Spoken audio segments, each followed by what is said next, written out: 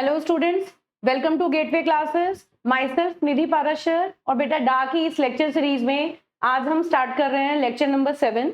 Lecture number 6 तक मैंने recurrence relations को सॉल्व करवाया था, तो वो बहुत इंपॉर्टेंट सीरीज है। लेक्चर नंबर 1 से लेके 6 तक आप पूरा जितना भी कंटेंट कवर हुआ है बेटा वो एल्गोरिथम्स की एनालिसिस के ऊपर बेस्ड है। बहुत इंपॉर्टेंट कंटेंट है और वो एग्जाम पॉइंट ऑफ व्यू से भी बहुत इंपॉर्टेंट है, उसको जाके देखिएगा। आज का जो हमारा जो लेक्चर है वो बेस्ड है एल्गोरिथम डिजाइन टेक्निक्स के ऊपर। देखिए, डा में जब आप अपना पूरा सब्जेक्ट ये पढ़ना स्टार्ट करेंगे तो फर्स्ट यूनिट जो है आपकी वो एक जनरल यूनिट है जिसमें आप एल्गोरिथम्स के बारे में, उनके एनालिसिस के बारे में पढ़ते हैं। फिर सेकेंड यूनिट में एडवांस डेटा स्ट्रक्चर्स है और यूनिट 3 से लेके यूनिट 5 तक आप कुछ, मैंने जैसे कि आपको सिलेबस डिस्कशन में भी बताया था कि जितने भी यहाँ पर आप टाइप ऑफ एल्गोरिथम्स पढ़ते हैं, मतलब कितनी तरीके से हम एल्गोरिथम्स को डिजाइन कर सकते हैं, वो सारे डिफरेंट मेथड्स हैं। तो आज के लेक्चर में हम उन सब मेथड का एक ब्रीफ इंट्रोडक्शन लेंगे। क्यों? क्योंकि ये ब्रीफ इंट्रोडक्शन जो है बेटा ये एग्जाम पॉइंट ऑफ व्यू से बहुत ज्यादा इंपॉर्टेंट है। एग्जाम के लिए कई बार ऐसा होता है कि डिफरेंट टाइप के एल्गोरिथम्स का नाम दे दिया जाता है और फिर उनके कहा जाता है कि इसके मतलब 2 मार्क्स में बहुत ज्यादा क्वेश्चन आते हैं या उनके बीच में डिफरेंसेस पूछ लिए जाते हैं। तो आज के लेक्चर में थ्योरेटिकल कंसेप्ट्स हैं। तो बेसिकली जो मेजर यूनिट 3, 4, 5 है उसका जो क्रक्स में इंट्रोडक्शन है वो आज यहाँ पर मैं कवर करूंगी और एग्जाम पॉइंट ऑफ व्यू के लिए बहुत इंपॉर्टेंट क्वेश्चन है जो मैंने ऑलरेडी स्लाइड्स में डाले हैं, तो इसको बहुत ध्यान से पढ़ना है आपको। चलिए स्टार्ट करते हैं। तो लास्ट जब मैंने डिस्कस किया था तो एकेटीयू में एक क्वेश्चन आया हुआ था, जैसे हमने एल्गोरिथम्स के बारे में पढ़ा है कि एल्गोरिथम क्या होता है, एल्गोरिथम्स को कैसे एनालाइज करते हैं, किस तरह डेवलप करते हैं, है ना। टाइम कॉम्प्लेक्सिटी, स्पेस कॉम्प्लेक्सिटी हमने पढ़ी थी। अब बेटे साथ साथ हमें क्या समझना है कि जब भी हम किसी एल्गोरिथम को डेवलप करते हैं तो उसके बेसिक स्टेप्स क्या होते हैं। What are the main basic steps to develop an algorithm. ठीक है, तो देखो क्या है, जब भी हमें कोई एल्गोरिथम डेवलप करना है तो सबसे पहले हमें क्या करना है, मैंने 2 नंबर को ऐड कराने की अगर कोई प्रॉब्लम आपके पास है तो उसके लिए हम बेसिक स्टेप्स क्या यूज करेंगे उसका एग्जांपल लेके ये इस पूरे क्वेश्चन को हम देखेंगे। ये एकेटीयू में 21, 22 और 22, 23 में पूछा जा चुका है। ठीक है, देखिए, तो जब भी हम कोई एल्गोरिथम डिजाइन करते हैं, suppose we are having a problem, consider example to add 3 numbers and print the sum. Simplest problem है। अब इसमें क्या है, सबसे पहला स्टेप क्या है बेटा, fulfilling the pre requisites. Pre requisites का क्या मतलब होता है कि आप जब एल्गोरिथम को लिखना स्टार्ट करेंगे तो उससे पहले कौन सी ऐसी चीजें हैं जिनके बारे में आपको जान लेना है या क्या चीज ऐसी है जिसका आपको ध्यान रखना है। तो क्या है, देखिए प्री रिक्विजिट क्या हुआ, the problem to be solved, है ना। आपको सबसे पहले ये समझना है कि आपको क्या प्रॉब्लम सॉल्व करनी है, क्या कि add 3 numbers and print their sum. we need to identify the problem question that we need to add 3 numbers and print the sum.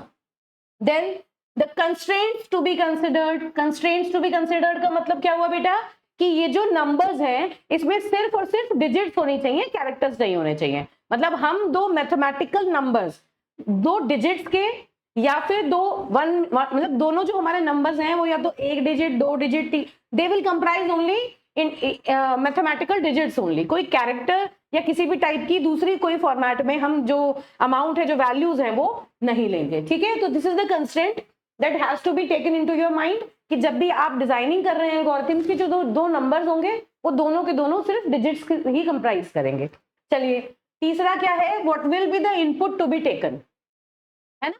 Input का मतलब क्या हुआ कि हम जब इन 2 नंबर्स को ऐड करेंगे तो हमें क्या वैल्यूज इनपुट लेनी है। अब देखिए, the 3 numbers to be added और these are the 2 numbers to be added। जो 2 नंबर हैं जिन्हें हमें ऐड करना है, this is not 3, this is 2 numbers to be added। तो जो 2 नंबर हमें ऐड करने हैं वो 2 नंबर हमारे इनपुट होंगे, ये हमने पहले सोच लिया।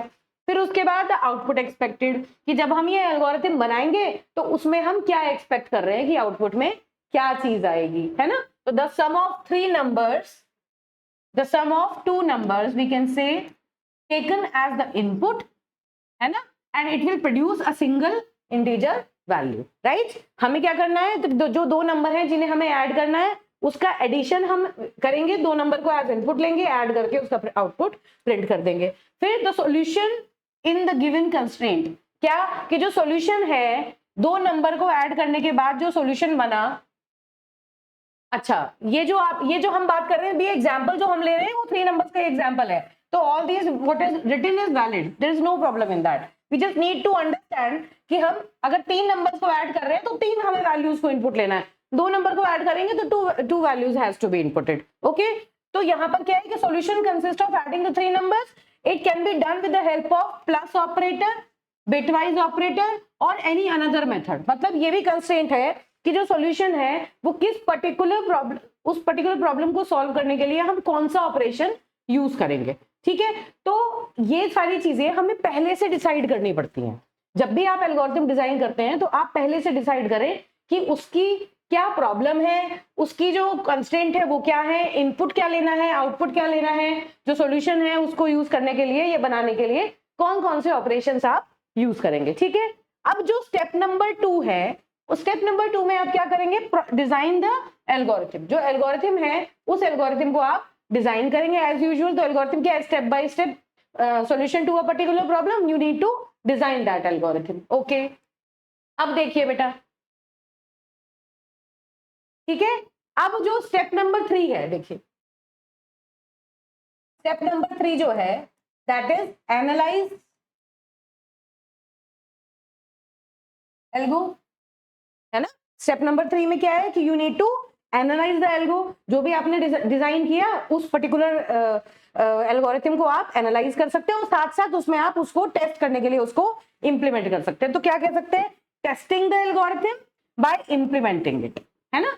हम क्या करेंगे कि जो एल्गोरिथम हमने बनाया उसको हम प्रोग्राम की फॉर्म में कन्वर्ट करके कंप्यूटर को दे देंगे। तो एल्गोरिथम डेवलपमेंट के जो ओवरऑल स्टेप्स हैं वो क्या है कि पहले एनालाइज करो, एल्गोरिथम को डिजाइन करो, एनालाइज करो और फिर उसके बाद उसको प्रोग्राम में कन्वर्ट कर दो। तो 2 नंबर में ये क्वेश्चन पूछा गया था, तो इसलिए मैंने ये कंटेंट यहाँ पर ऐड किया ताकि एक एग्जाम्पल की हेल्प से आप इसको क्लियरली बता पाए। ठीक है बेटा, तो हम आज का जो हमारा लेक्चर है वो हम बेसिकली अब स्टार्ट करते हैं कि हम सबसे पहले ये देखेंगे कि हम डा में ये जो सब्जेक्ट है इसमें हम ये पढ़ रहे हैं कि डिफरेंट टाइप की कंप्यूटेशनल प्रॉब्लम्स को हम सॉल्व जब करेंगे तो उसके लिए हम अलग अलग टाइप के एल्गोरिथम्स को डिजाइन करेंगे। अब वो जो एल्गोरिथम डिजाइनिंग होगी वो जब हम करेंगे तो हम प्रॉब्लम के अकॉर्डिंग करेंगे, जिस टाइप की प्रॉब्लम होगी उसके लिए जो एल्गोरिथम सूटेबल होगा उसको हम डिजाइन करेंगे, वो टेक्निक हम एल्गोरिथम के लिए यूज करेंगे। ठीक है, तो अब सबसे पहले ये समझते हैं कि जो कंप्यूटेशनल प्रॉब्लम्स हैं जिनकी हम बात कर रहे हैं, कंप्यूटेशनल प्रॉब्लम मतलब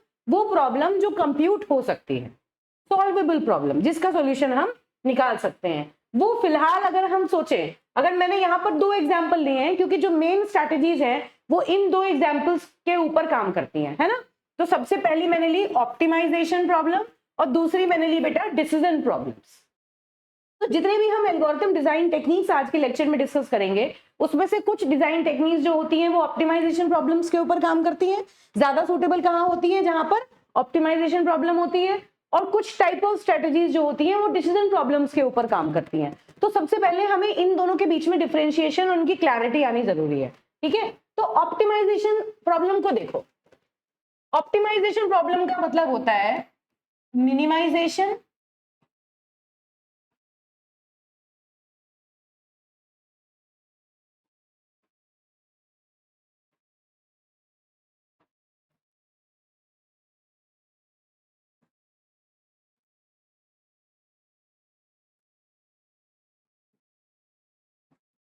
और मैक्सिमाइजेशन। ठीक है, ऑप्टिमाइजेशन प्रॉब्लम के 2 टाइप होते हैं, या तो मिनिमाइजेशन प्रॉब्लम या फिर मैक्सिमाइजेशन प्रॉब्लम। अब इन दोनों में क्या डिफरेंस होता है, मिनिमाइजेशन और मैक्सिमाइजेशन में क्या डिफरेंस है, मतलब जो ऑब्जेक्टिव फंक्शन है, ऑब्जेक्टिव फंक्शन का मतलब कि एक प्रॉब्लम दिया है आपको और जो उस पर्टिकुलर प्रॉब्लम को सॉल्व करने का फंक्शन हम बनाएंगे। हमें पता है कि जो फंक्शन होता है वो हमेशा जो इनपुट्स होते हैं उनकी फॉर्म में हम लिखते हैं, है ना। तो हमें क्या करना है, अगर मैं मान लीजिए किसी ऑब्जेक्टिव फंक्शन की बात करूं fn, तो दिस फंक्शन, इस पर्टिकुलर फंक्शन को अगर मैं मिनिमाइजेशन प्रॉब्लम का एग्जांपल लूं तो minimisation problem is all about minimising the objective function, minimising the objective function. Objective function क्या है? fn। मतलब उस प्रॉब्लम में हमें जो भी चीज कंप्यूट करनी होगी वो एक मिनिमाइजेशन की फॉर्म में करनी होगी। जैसे हम मिनिमम स्पैनिंग ट्री निकालते हैं तो उसमें हम क्या करते हैं कि हमें एक ग्राफ दिया है, उसके स्पैनिंग ट्रीज तो हम बहुत सारे बना सकते हैं, जैसे मैंने पहले भी बताया कि वो हम क्या करेंगे कि मल्टीपल स्पैनिंग ट्रीज हम उसके जनरेट कर सकते हैं। लेकिन अगर मैं उसको मिनिमाइजेशन प्रॉब्लम के फॉर्म में पूछूं आपसे तो क्या होगा कि हमें एक ऐसा स्पैनिंग ट्री बनाना है जिसकी कॉस्ट ओवरऑल कॉस्ट जो हो वो मिनिमम हो। मतलब उसके सारे वो एजेस कंसिडर करने हैं जिन्हें कंसिडर करके मिनिमम कॉस्ट हमें मिले, टोटल जिनका सम सबसे कम है। तो वो प्रॉब्लम कौन सी हुई? मिनिमाइजेशन प्रॉब्लम, है ना। ऐसे अब दूसरी टाइप की प्रॉब्लम कौन सी होती है? मैक्सिमाइजेशन। मैक्सिमाइजेशन का मतलब क्या है कि इस ऑब्जेक्टिव फंक्शन की जो वैल्यू है we need to maximise the value of this objective function. Maximise the objective function.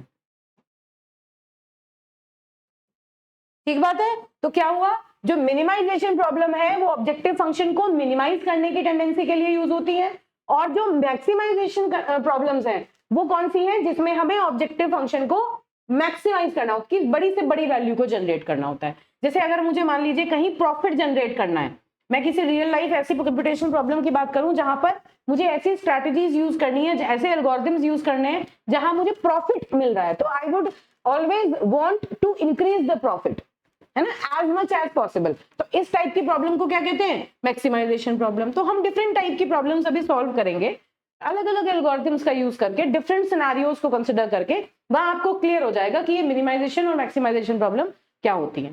तो ऑप्टिमाइज का मतलब हमेशा क्या हुआ? जनरली बच्चों को क्या होता है, ये कंफ्यूजन होता है कि ऑप्टिमाइज का मतलब हमेशा किसी भी चीज को मैक्सिमम पे देखना। मतलब हम कहें कि अगर हम मैक्सिमम कुछ कर पाए तो उसे कहेंगे ऑप्टिमाइज। नहीं, जहां मिनिमम फंक्शन रिक्वायर्ड है या जहां मिनिमम वैल्यू रिक्वायर्ड है उस केस में optimisation function will be your minimisation function, है ना। और जहां पर maximum value is required in that particular case your optimisation function will become maximisation function. तो ऑप्टिमाइजेशन प्रॉब्लम्स कौन सी होती है? जो कि ये बताती है कि ऑब्जेक्टिव फंक्शन को मैक्सिमाइज करना है या मिनिमाइज। चलिए, ऑप्टिमल सॉल्यूशन फाइंड आउट करना है। ऑप्टिमल सॉल्यूशन और फिजिबल सॉल्यूशन में क्या फर्क होता है? फिजिबल सॉल्यूशन वो है जो पॉसिबल सॉल्यूशन है ना, कि एक प्रॉब्लम के मल्टीपल सॉल्यूशंस हो सकते हैं, लेकिन उनमें से जो बेस्ट सॉल्यूशन है उस पर्टिकुलर प्रॉब्लम के हिसाब से उस पर्टिकुलर बेस्ट सॉल्यूशन को हम ऑप्टिमल सॉल्यूशन कहते हैं। चलिए, अब जो एग्जांपल है, एग्जांपल में जैसे मैंने अभी आपको बताया कि मिनिमम स्पैनिंग ट्री अगर आपको फाइंड आउट करना है, you need to find out the minimum spanning tree of a particular graph. So that kind of problem is minimization problem and it belongs to the class of optimization problem always, है ना। तो MST, to calculate the MST of a particular graph is an optimization problem। चलिए, अब दूसरी type की problem देखते हैं। Decision problem क्या होती है? डिसीजन प्रॉब्लम का क्या मतलब है? वो प्रॉब्लम जहां पर हम किसी भी ऑब्जेक्टिव फंक्शन को की वैल्यू को कैलकुलेट करने की बजाय यस और नो के आंसर्स को सर्च करते हैं। मतलब we look for the answer in the form of yes और नो, मतलब बूलियन वैल्यूज हमारे पास आती हैं, या तो होगा या फिर नहीं होगा। क्या? तो द प्रॉब्लम विद यस और नो आंसर्स, वो प्रॉब्लम जिसमें हमें बताना है कि कोई चीज एग्जिस्ट कर रही है या एग्जिस्ट नहीं कर रही है, तो उस प्रॉब्लम को हम कहते हैं डिसीजन प्रॉब्लम। ठीक है, जैसे एग्जांपल देखिए, does a graph ji has a minimum spanning tree having cost is less than equal to x। मतलब MST with cost less than equal to x, ये प्रॉब्लम है। क्या क्या ऐसा है? वेदर, या क्या लिख सकते हैं? आंसर क्या होगा? यस और नो, बस ये बता दीजिए। अब हम क्या कह रहे हैं? अब हम ये नहीं कह रहे हैं कि आप इसका स्पैनिंग ट्री कैलकुलेट करिए। Decision problem is not about calculating or finding a minimum spanning tree, but it is all about finding a minimum spanning tree which is having a cost of less than equal to x, है ना। हमें अब ये check नहीं करना कि minimum spanning tree क्या है, हमें ये चेक करना है कि मिनिमम स्पैनिंग ट्री की जो कॉस्ट है वो इससे कम आई या नहीं आई। तो this kind of problems are called decision problems. ठीक है बेटा, तो ये दो टाइप की प्रॉब्लम्स होती हैं। अब ये इंट्रोडक्शन क्यों दिया गया आपको कि जब डिफरेंट टाइप के डिजाइन अप्रोचेस की हम बात करेंगे तो वहां पर आपको पता चलेगा कि कौन सी डिजाइन अप्रोच किस टाइप की प्रॉब्लम के लिए एप्लीकेबल होती है। ठीक है, ऑल्दो आप ये सारी चीजें बाद में डिटेल में पढ़ेंगे, लेकिन ये शुरू में इसका इंट्रोडक्शन लेना बहुत इंपॉर्टेंट है। ठीक, चलिए, तो ये जो है these are the various approaches to design an algorithm. कौन कौन सी अप्रोच है? पहली है आपकी ग्रीडी अप्रोच, दूसरी है divide and conquer approach, third is dynamic programming, fourth is backtracking and fifth is branch and bound. ये याद रखनी है आपको, बहुत इंपॉर्टेंट चीज है। एल्गोरिथम को डिजाइन करने के लिए कितनी टाइप के अप्रोचेस हैं जिनसे आप एल्गोरिथम को डिजाइन कर सकते हैं। ठीक है, तो ये 5 अप्रोचेस हैं और ये डिफरेंट 5 अप्रोचेस के कंसिडर्ड हम कुछ रियल लाइफ प्रॉब्लम्स भी होंगी जिनको हम डिफरेंट डिजाइन अप्रोचेस से सॉल्व करेंगे, फर्दर जाके पूरे सिलेबस में जब हम कवर करेंगे यूनिट वाइज हम डिफरेंट एल्गोरिथम्स के अंदर अलग अलग टाइप की प्रॉब्लम्स को सॉल्व करते हैं। तो अभी हम सिर्फ इनका इंट्रोडक्शन लेते हैं, क्योंकि एग्जाम में हमेशा इनकी डेफिनेशंस, इनके सूडो कोड और ये किस तरह काम करते हैं, ये भी चीजें वहां पर पूछी जाती हैं। ठीक है, तो सबसे पहले बेटा पहला जो एल्गोरिथम है हमारा वो है greedy algorithm. Greedy algorithm, greedy के नाम से ही समझ में आता है। ग्रीडी मतलब किसी भी काम को करने के लिए, ग्रीडी लोग कौन होते हैं? जो लॉन्ग टर्म कॉन्सिक्वेंसेस को नहीं सोचते। अभी वो जिस कंडीशन में है उस पर्टिकुलर कंडीशन में बस वो अपने आसपास की जो चीजें उन्हें अवेलेबल होती है ना, उनमें से वो बेस्ट चीज को लेने की कोशिश करते हैं। उन्हें ये नहीं पता कि इस टाइम पर हमें जो बेस्ट लग रहा है, हो सकता है 4-5 स्टेप के बाद जब हम ऑब्जर्व करें कि हमने गलत रूट चूज कर लिया हो। ले उन्हें लॉन्ग टर्म कुछ नहीं सोचना। वो क्या सोचते हैं कि आज मैं अगर इस मोमेंट पर हूं तो इस मोमेंट पर मेरे लिए ये 4 ऑप्शंस हैं और इन 4 ऑप्शंस में से फिलहाल मेरे लिए सबसे ज्यादा बेनिफिशियल कौन सा है। तो वो एल्गोरिथम जो ये अप्रोच यूज करता है उसे क्या कहते हैं? Greedy algorithm. बहुत सीधी बात है। ये क्या करता है? लोकली अवेलेबल चॉइसेस जो इसके पास होती हैं उनमें से ये बेस्ट चॉइस को हमेशा पिक करता है ना। ये नहीं सोचता कि उसके आगे जाके वो चॉइस बेस्ट प्रूव होगी या नहीं होगी। हो सकता है वो सबसे मिनिमम वाली कोई ऐसी चॉइस हो जो सबसे बेकार प्रूव हो जाए, लेकिन ये एल्गोरिथम कैसा है? ढीठ एल्गोरिथम है। ये पछताएगा नहीं। एक बार अगर इसने कोई प्रॉब्लम के डायरेक्शन में ये चल दिया अपनी ग्रीड के हिसाब से, इसको लगा कि अभी ये डायरेक्शन ठीक है और इसने यूज करना स्टार्ट कर दिया, आगे जाके अगर उसका आंसर गलत भी आता है तो ये वहीं पे स्टॉप कर जाएगा। ठीक है, ये दूसरा पाथ जो होगा उसको सेलेक्ट नहीं करेगा। तो चलिए पढ़िए। सबसे पहले क्या है? Use for solving optimisation problem. पहली इंपॉर्टेंट चीज कि जो ग्रीडी एल्गोरिथम्स होते हैं वो ऑप्टिमाइजेशन प्रॉब्लम के लिए यूज होते हैं, जैसे मिनिमाइजेशन या मैक्सिमाइजेशन प्रॉब्लम के लिए यूज होते हैं। इंपॉर्टेंट पॉइंट है, हमेशा याद रखना है, ये बात कैसे भी किसी भी फॉर्म में आपसे पूछी जा सकती है ना।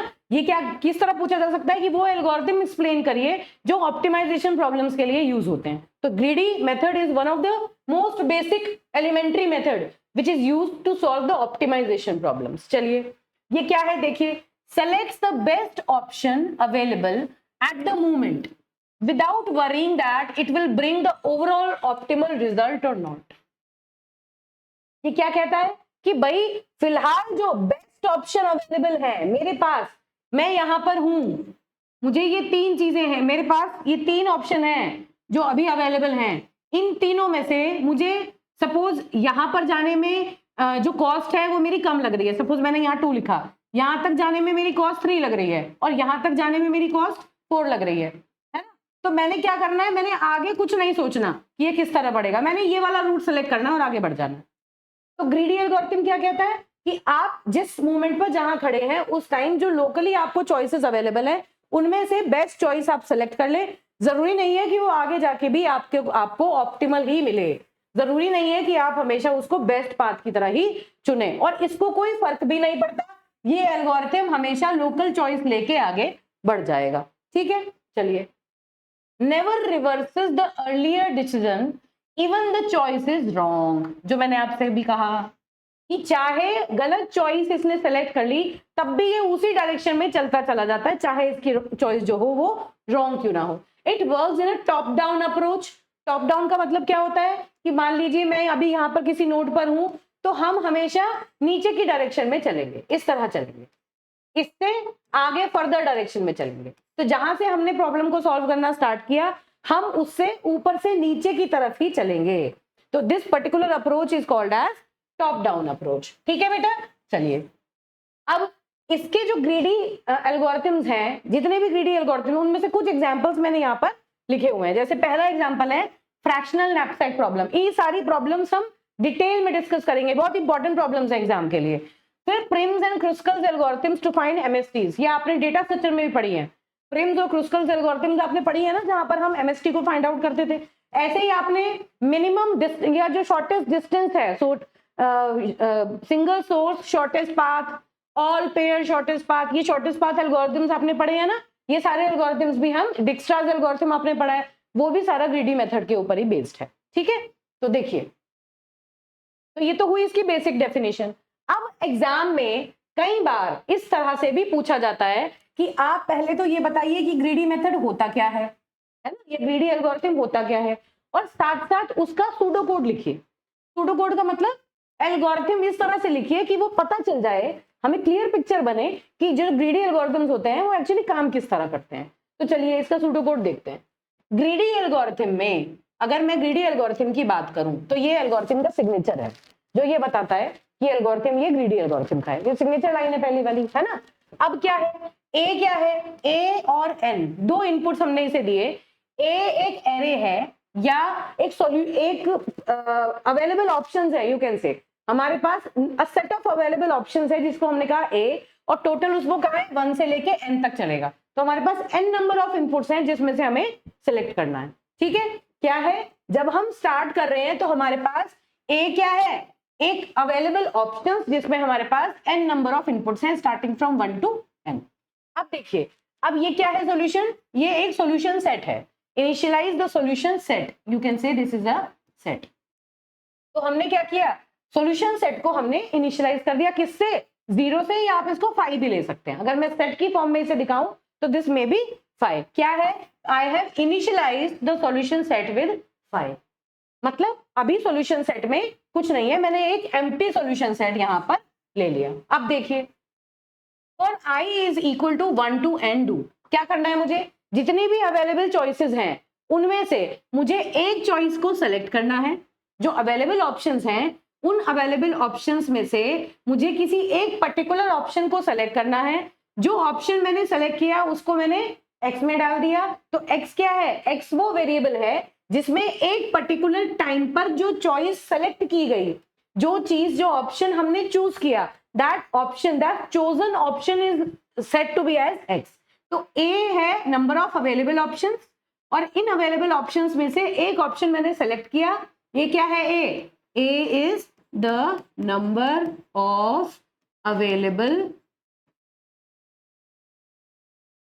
choices, right? What is a is the number of available choices, and what is this x is the selected या chosen option या selected choice, you can write it as a selected choice, जो कि हमने एक particular step पर ले ली, है ना। तो ग्रीडी एल्गो क्या करता है, सबसे पहले इसने सॉल्यूशन सेट बनाया। सॉल्यूशन सेट का मतलब है वो सारे ऑप्शन जो हमने कंसिडर किए 1 by 1 हम उनको सॉल्यूशन सेट में डालेंगे। तो जब हम एल्गोरिथम को इनिशियलाइज करेंगे बेटा, तो सॉल्यूशन सेट तो 0 है, क्योंकि अभी तक तो हमने कोई ऑप्शन सेलेक्ट ही नहीं किया, है ना। अब जब जैसे ही हमने एल्गोरिथम को स्टार्ट किया, अवेलेबल चॉइस में से एक एक करके हर चॉइस को कंसिडर किया, और उसमें से हमने एक पर्टिकुलर चॉइस को लोकली एक्सेप्ट कर लिया। ठीक है, अब क्या चेक करेंगे कि अगर वो चॉइस इफ फीजिबल है, मतलब क्या वो चॉइस फीजिबल है, क्या वो चॉइस वो काम कर रही है जो हमें करना था, जो हमारा ऑब्जेक्टिव फंक्शन है उस डायरेक्शन में चल रही है। अगर है तो सॉल्यूशन कॉमा एक्स, मतलब जो सॉल्यूशन सेट है, अब ये देखिए, जो सॉल्यूशन हमें चाहिए, क्या ये जो पर्टिकुलर चॉइस है ये फीजिबल चॉइस है। अगर है तो उस केस में जो सॉल्यूशन है उसमें आप उस चॉइस को डाल दीजिए। देखिए, सॉल्यूशन में चॉइस को यूनियन ऑपरेशन क्या कहता है कि अभी वहां पर कुछ नहीं है, अब जो चॉइस आपने सेलेक्ट की वो चॉइस इसमें चली जाएगी। तो आप ये मानिए कि ये सॉल्यूशन सेट है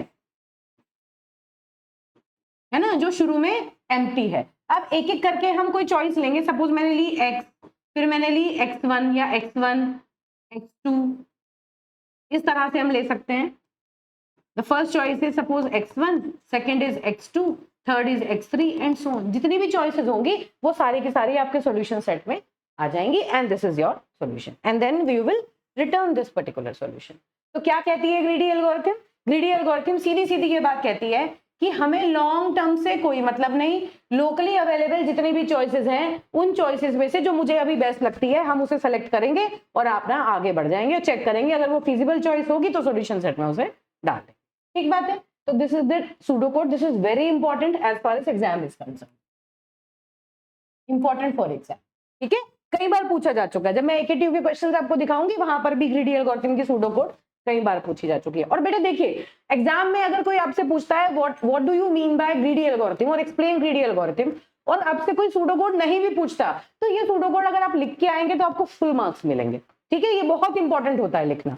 डा में स्पेसिफिकली अगर आपसे मान लीजिए 5 नंबर का कोई क्वेश्चन है और उसमें आपसे हल्का सा पूछा गया, तो उसमें आप क्वेश्चन को डिस्क्राइब करने के बाद 4-5 लाइन लिख के उसका सूडो कोड अगर आपके पास है उसको इजीली, और सूडो कोड आपको याद करने की जरूरत नहीं है, आप टेक्निक को समझिए और उसके बाद 2-3 लाइन का हल्का सा स्ट्रक्चर उसका मेमोराइज कर लीजिए, that will be the pseudo code for that particular problem.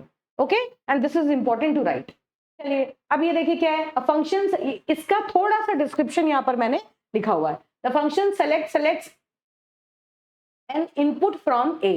ये जो फंक्शन है सेलेक्ट, ये जो फंक्शन है सेलेक्ट, ये क्या करता है, ए से एक इनपुट को सेलेक्ट करता है और ये vertex and assigns its value to x, x में इसे असाइन कर देता है। feasible is a boolean valued function which determines if x can be included into the solution vector or not। feasible क्या है, if feasible, ऑब्वियसली हमें पता है जहां भी if लिखा है इसका मतलब या तो होगा या नहीं होगा, यस होगा या नो होगा, ट्रू होगा या फॉल्स होगा। तो मतलब अगर ये फिजिबल है तो ये इसमें ऐड करेगा, फिजिबल नहीं है तो वो सॉल्यूशन वेक्टर में ऐड नहीं करेगा। That's it, this is the small description of this particular thing. और ये डिफरेंट डिफरेंट जो चीजें हैं इनको अगर आप डिफरेंट कलर के पेन से एग्जाम में बताएंगे तो it will give a huge impact. Okay, चलिए अब यहां पर एक एग्जांपल लेते हैं कि हमें ग्रीडी अप्रोच यूज करनी है इस पर्टिकुलर ट्री पर to find the longest route. ये वो एक ऐसी प्रॉब्लम है, ऐसा एग्जांपल है जो ये प्रूव करता है कि जरूरी नहीं है कि ग्रीडी अप्रोच हमेशा एक अच्छा सॉल्यूशन या हमेशा बेस्ट ऑप्टिमल सॉल्यूशन दे। जैसे आपसे कोई पूछे कि क्या ग्रीडी अप्रोच यूज करके अगर आप किसी प्रॉब्लम को सॉल्व कर रहे हैं तो will it assure you that you will find the optimal solution? No, it will not assure you, है ना। You may find the optimal solution or there are high chances that you may not find the optimal solution। चलिए देखिए इसमें क्या करना है, find the longest root, सबसे लंबा रूट आपको फाइंड आउट करना है। तो मान लीजिए मैंने कहां से स्टार्ट किया, ये स्टार्टिंग रूट नोड जो है वो है मेरा 20, वहां से मैंने रूट फाइंड आउट करना स्टार्ट किया। अब देखिए इधर वैल्यू जो है वो है 2, ये जो वैल्यू है ये वैल्यू है 3, this is 2 and this is 3, 2 और 3 दो वैल्यूज यहां पर हैं। ठीक है, अब लॉन्गेस्ट रूट डायरेक्शन में मुझे जाना है, तो लॉन्गेस्ट का मतलब क्या हुआ कि मैं इन दोनों में से, ग्रीडी क्या कहता है कि हम अभी इस मूवमेंट पर यहां खड़े हुए हैं भाई, अब मुझे कौन दिखाई दे रहे हैं, मुझे बस ये दो दिखाई दे रहे हैं 2 और 3। अब मुझे नहीं पता कि आगे किसके में क्या चीज ज्यादा है ना, मुझे क्या करना है, बस इन लोकल चॉइस में से बेस्ट चॉइस लेनी है। तो मैंने कौन सी चॉइस ले ली, 3। तो मैंने क्या किया, नेक्स्ट रूट जो मैंने सेलेक्ट किया वो रूट है 3। ठीक बात है, टोटल मुझे डिस्टेंस चेक करना है। यहाँ नोड जो है, नोड के ऊपर उसकी कॉस्ट लिखी हुई है, तो बेसिकली हमें क्या करना है, लॉन्गेस्ट रूट का मतलब उस नोड के ऊपर जो वैल्यू लिखी है ना उन वैल्यूज को हमें ऐड कर देना है। तो 20 के बाद मैंने ये 3 वाला रूट चूज कर लिया है ना, और 3 के बाद अब मैं यहां पर हूं, अब मैं इस केस में यहां पर एग्जिस्ट कर रही हूं, यहां पर हूं। तो अब जब मैं यहां पर हूं तो मेरे पास एक ही अवेलेबल चॉइस बची, तो फर्दर मैंने उसी अवेलेबल चॉइस को ले लिया। ठीक है, तो ये मेरा सॉल्यूशन है, क्या है, ये फीजिबल सॉल्यूशन है, ये मैंने एक फीजिबल सॉल्यूशन निकाला। क्या मैं कह सकती हूं कि ये एक ऑप्टिमल सॉल्यूशन है? नहीं। क्या ये ऑप्टिमल सॉल्यूशन है? नहीं। फीजिबल सॉल्यूशन है ना। It can B one of the solution but it is not an optimal solution. तो इस बात को हम कैसे लिख सकते हैं कि ये फीजिबल तो है लेकिन ये सॉल्यूशन ऑप्टिमल नहीं है। It is feasible, yes, but is it optimal? No, feasible तो है लेकिन ये ऑप्टिमल नहीं है। अब देखो क्यों, क्योंकि अगर मैं इस 3 की बजाय ग्रीडी चॉइस को यूज ना करूं और मैं 2 की डायरेक्शन में चली जाऊं, this is as per greedy, है ना। ग्रीडी अप्रोच अगर मैंने यूज की तो ये इस केस में इस तरह का ट्री बना। अब दूसरा वाला लीजिए, सपोज अगर मैंने ग्रीडी अप्रोच को फॉलो ना किया होता और मैं दूसरी डायरेक्शन में दूसरे वाले नोड को सेलेक्ट कर लूं 2, तो अब इस केस में इसमें से यहां मैंने 10 को सेलेक्ट कर लिया, तो this is the optimal route, है ना, this is the optimal route. क्यों? क्योंकि 20 + 2 22 32, और यहाँ क्या आ रहा था 20 + 3 23 + 1 24 ओनली। लॉन्गेस्ट रूट कुछ और पॉसिबल था जो कि ग्रीडी ने हमें नहीं दिया, है ना। अब अगर मान लीजिए यही ट्री क्या इनपुट के ऊपर डिपेंड करती है ऑप्टिमल सॉल्यूशन? हाँ जी, इनपुट के ऊपर भी डिपेंड कर सकती है। क्यों? क्योंकि अगर मान लो मैंने ये नोड जो 10 है यहाँ पे होता नोड 1, है ना, और यहाँ होता नोड 10 वाली कॉस्ट, तो उस केस में क्या होता? उस केस में हमारी यही वाली जो चॉइस है, यही चॉइस जो होती है वो बेस्ट चॉइस हो जाती। क्यों? क्योंकि 20 + 3 + 10, तो उस केस में ग्रीडी एल्गोरिथम हमें ऑप्टिमल सॉल्यूशन दे देता, है ना। तो किसके ऊपर डिपेंड हुआ? ये जो आपने इनपुट दिया उसके ऊपर भी डिपेंड करता है कि इनपुट का जो स्ट्रक्चर है उसके ऊपर ग्रीडी एल्गोरिथम कभी ऑप्टिमल सॉल्यूशन दे भी सकता है और ऑप्टिमल सॉल्यूशन नहीं भी दे सकता। तो this is an optimal solution, ये ऑप्टिमल है, लेकिन ये ग्रीडी को फॉलो नहीं करता, does not follow greedy, and according to the greedy it will be the solution but it will not be an optimal solution। okay, चलिए अब देखिए, तो अब ग्रीडी अप्रोच जो है वो कहां पर एप्लीकेबल है? कहां एप्लीकेबल है? जहां प्रॉब्लम में ये दो प्रॉपर्टीज होती हैं, आपको सिर्फ नाम याद रखना है, ग्रीडी चॉइस प्रॉपर्टी और दूसरी है ऑप्टिमल सबस्ट्रक्चर प्रॉपर्टी। ठीक है, ये दो प्रॉपर्टी जहां पर किसी भी ग्राफ में या किसी प्रॉब्लम में होती हैं, वो उन केसेस में जो ग्रीडी एल्गोरिथम्स हैं वो 99% ऑप्टिमल रिजल्ट्स प्रोड्यूस करते हैं। ग्रीडी चॉइस प्रॉपर्टी का मतलब क्या हुआ कि आप अगर हर एक कुछ बिना सोचे कि आपने क्या चूज किया, आप हर स्टेप पे बेस्ट सॉल्यूशन देखते चले जाएं और वो बेस्ट सॉल्यूशन जो मतलब बेस्ट ऑप्शन जो अवेलेबल है उसको लेते जाएं और वो बेस्ट ऑप्शन आपको हमेशा ऑप्टिमल सॉल्यूशन की तरफ ले जाए। जैसे मैंने ये बताया कि आपने ग्रीडी को अप्लाई किया, लेकिन ग्रीडी अप्लाई करने के बाद भी आप ऑप्टिमल सॉल्यूशन तक चले गए, उसे कहते हैं ग्रीडी चॉइस प्रॉपर्टी। ऐसी वाली अगर सिनेरियो आपको बन रहा है तो उस केस में ये ग्रीडी चॉइस आपकी एप्लीकेबल है। अब दूसरा, without reconsidering the previous steps once chosen, मतलब एक बार जो आपने चूज कर लिया आपको दोबारा कंसिडर नहीं करना है, एक ही बार में आपको ऑप्टिमल सॉल्यूशन मिल जाएगा। दूसरा क्या है? ऑप्टिमल सबस्ट्रक्चर, मतलब ओवरऑल जो सॉल्यूशन है पूरी की पूरी प्रॉब्लम का ऑप्टिमल सॉल्यूशन टू इट्स सब प्रॉब्लम्स। मतलब ये जो है देखिए, यहां से अगर मैं कहूं यहां से यहां तक जाने का, अगर मैं इस सब ट्री की बात करूं तो 3 पर अगर मैं हूं तो उसके आगे जाने का मैक्सिमम क्या है? 10। यहां से यहां तक की सेकंड नोड से आगे तक जाने की, ये देखिए ये सब ट्री है, दो सब ट्री है, तो इन दोनों सब ट्रीज में इस नोड पे अगर मैं हूं तो आगे तक जाने के लिए ऑप्टिमल क्या है? 10। तो अगर मैं ग्रीडी ना भी चूज करूं तो ये सीधा 10 ही आएगा, है ना। तो ये सब प्रॉब्लम भी ऐसा ही स्ट्रक्चर यूज कर रही है कि जो पूरी प्रॉब्लम का ऑप्टिमल सॉल्यूशन है, सब प्रॉब्लम का भी वही ऑप्टिमल सॉल्यूशन है। तो बस आपको क्या ध्यान रखना है कि जो ग्रीडी अप्रोच है वो हमेशा ऑप्टिमल सॉल्यूशन कब प्रोड्यूस करती है? जब ग्रीडी चॉइस प्रॉपर्टी फॉलो हो रही हो और ऑप्टिमल सब स्ट्रक्चर फॉलो हो रहा हो। ये बेस्ट एग्जांपल है, इस एग्जांपल को लेके आप इस चीज को क्लियरली एक्सप्लेन कर सकते हैं। ठीक है बेटा, क्या कि ग्रीडी चॉइस हमेशा it will not always ensure to lead to an optimal solution, but it may lead to optimal solution depending upon the inputs. If your inputs are following these properties, then the results will be an optimal solution. Okay, चलिए अब दूसरा जो method है, दूसरी जो design strategy है वो है डिवाइड एंड कॉन्कर, जिसके बारे में हमने पहले भी बात की है ना। जब हमने रिकर्शन पढ़ा था, पूरा रिकरेंस रिलेशन पढ़े थे, वहां डिवाइड एंड कॉन्कर के बारे में हमने अच्छी एग्जॉस्टिव बात की थी। क्या है ये क्या करता है? एक जो बड़ी प्रॉब्लम है, देखिए एक बड़ी प्रॉब्लम को रिकर्सिवली हम स्मॉलर सब प्रॉब्लम्स में डिवाइड कर देते हैं। ये है आपकी सब प्रॉब्लम 1, ये है आपकी सब प्रॉब्लम 2। क्या किया? आइडिया क्या है कि भाई एक बड़ी प्रॉब्लम को सॉल्व करने की बजाय, बड़ी प्रॉब्लम को सॉल्व करने में ज्यादा टाइम लगता है, तो उस प्रॉब्लम को सॉल्व करने के बजाय आप क्या कीजिए? डिवाइड कीजिए। क्या? स्प्लिट। इस जो स्प्लिट लिखा है इसे हम कह रहे हैं कि वी आर डिवाइडिंग। डिवाइड, बड़ी प्रॉब्लम को छोटी प्रॉब्लम में डिवाइड कीजिए। कब तक डिवाइड कीजिए? तब तक डिवाइड कीजिए जब तक वो डिवीजन उतना छोटा हो जाए, जो सब प्रॉब्लम का साइज है वो उतना छोटा हो जाए कि जो उसका सॉल्यूशन है वो सिंपलेस्ट हो, है ना। जैसे हम फैक्टोरियल निकालते हैं तो फैक्टोरियल के केस में क्या होता है कि फैक्टोरियल 5 निकालने के लिए फैक्टोरियल 4 चाहिए, फैक्टोरियल 3 चाहिए, 2 चाहिए और फिर लास्ट में फैक्टोरियल 1 बच जाता है। तो फैक्टोरियल 1 का सॉल्यूशन क्या होता है? 1।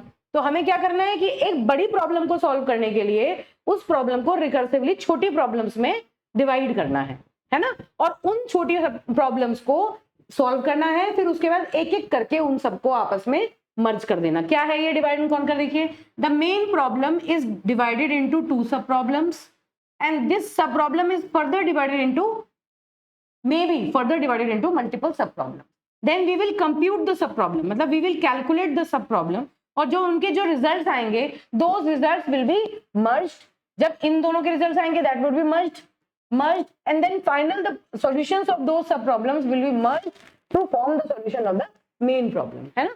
This strategy is called as divide and conquer। तो इसमें 3 phases हैं, divide, है ना, conquer and then combine। तो divide and conquer किसे कहते हैं? divide करना मतलब सब प्रॉब्लम में बनाना, conquer मतलब सब प्रॉब्लम्स को सॉल्व करना, और फिर फाइनली उनके सॉल्यूशंस को आपस में मर्ज कर देना, उसको कहते हैं कंबाइनिंग। ठीक है बेटा, चलिए देखिए, तो ये क्या कहता है? Recursively divide the sub problems, it says recursively divide the sub problem into smaller sub problems until they become simple enough to be solved. बिल्कुल सिंपल हो जाएं, जब तक वो सॉल्व करें तब तक आप उनको डिवाइड करते रहिए। अब देखिए, ये भी इसका सूडो कोड है। मैंने कोशिश की है कि मेजर जो मेन टाइप के जो डिजाइन स्ट्रेटजीज हैं उनके सूडो कोड मैं आपको यहाँ पर प्रोवाइड कर दूं, क्योंकि एग्जाम में इनके सूडो कोड कई बार पूछे जा सकते हैं, ना भी पूछे जाएं। अगर ये स्ट्रेटेजी पूछी गई है तो it would always be a good practice to write their pseudo code. Okay, चलिए, डिवाइड एंड कॉन्कर का जो एल्गोरिथम है उसका सिग्नेचर है DC. DC is the short form of divide and conquer. उसके बाद if small P, this is the base condition for base case, this is for base case used, this is for base case used for termination, used for termination of recursion calls, है ना? ये क्या है? वो base case है जो कि हम इसके बाद, इस बेस केस के आने के बाद जो रिकर्सिव कॉल्स होंगी वो बंद हो जाएंगी और जो प्रॉब्लम्स होंगी वो कंप्यूट होना स्टार्ट हो जाएंगे। चलिए, क्या है? इफ स्मॉल पी, प्रॉब्लम अगर छोटी हो गई तो एस पी मतलब सॉल्यूशन ऑफ पी, उसको सॉल्व कीजिए। एल्स नहीं तो divide P into P1 P2 Pk up to Pk। Total number of sub problems हमने ली Pk। If there are K sub problems then P1 से लेके Pk तक की सब प्रॉब्लम्स में हमने डिवाइड कर लिया।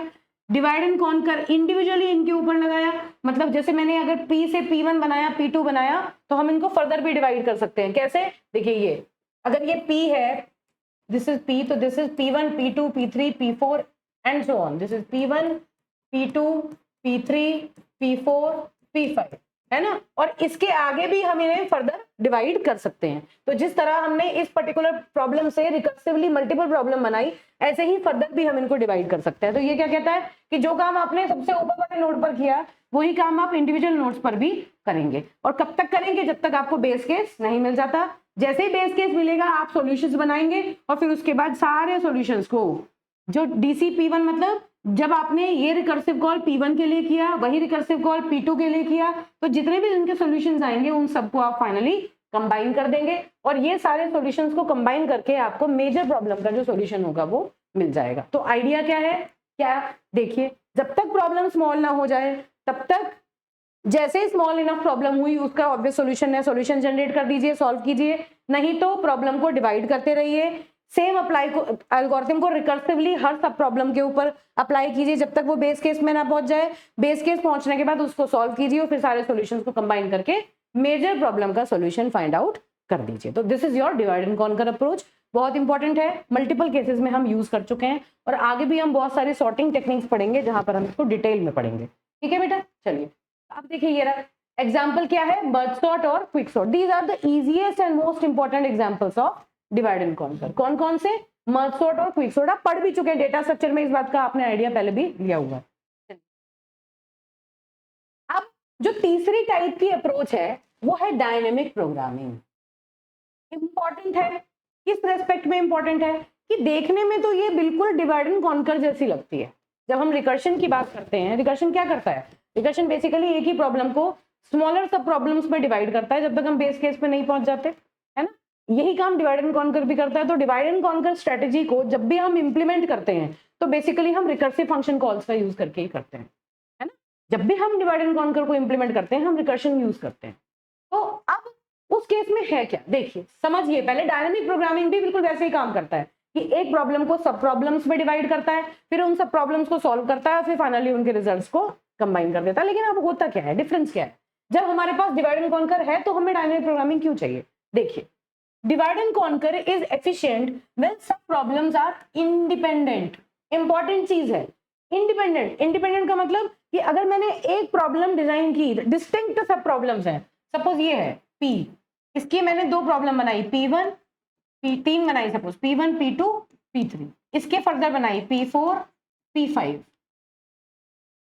P4 और P5, फिर यहां बनाई P6 P7, फिर P8 P9। इस तरह से मैंने मान लीजिए सब प्रॉब्लम्स पे डिवाइड किया जब तक बेस ना पहुंच जाए।